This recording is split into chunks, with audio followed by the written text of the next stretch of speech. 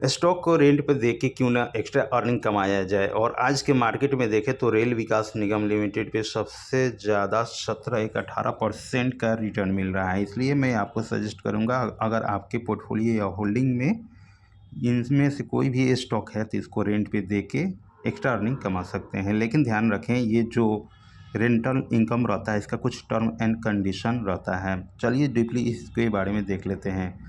तो जैसे कि कोई भी स्टॉक आप जब रेंट पर लगाते हैं तो इसका एक टाइम फिक्स रहता है, इतना दिन के लिए उस स्टॉक को आपको रेंट पे देना होता है। उसके रेल विकास निगम लिमिटेड का आज का जो रेंटल इनकम है वो ₹7 पर शेयर चल रहा है। हालांकि इसमें आज लगभग 19% का गिरावट देखा जा रहा है। तो मैं आज न लगा के कल भी लगा सकता हूँ या फिर अपर प्राइस पे लगा सकता हूँ रेंटल।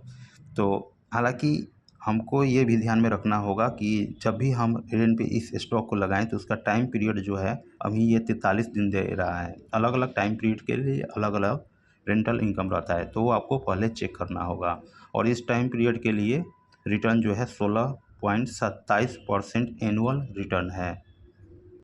तो स्टॉक को रेंट पर लगाने से पहले आपको इन सब बातों का ध्यान में रखना होगा कि ₹7 पर शेयर आपका रेंटल इनकम आ रहा है। 23 दिन के लिए ये स्टॉक आपके होल्डिंग में पड़ा होना चाहिए और इस पे जो रिटर्न मिलेगा वो आपके अकाउंट में ऐड हो जाएंगे। लेकिन 3 फरवरी 2026 से पहले ये स्टॉक आप सेल नहीं कर पाइएगा। सेल करने के बाद में आपका जो रिटर्न है वो नहीं मिलेगा।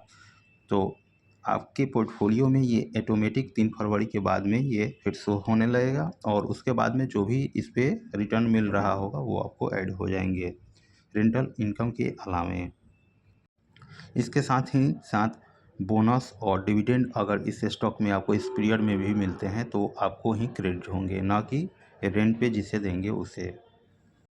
तो इस नए फैसिलिटी के बारे में आपका क्या ओपिनियन है, कृपया कमेंट करके अवश्य बताएं। धन्यवाद।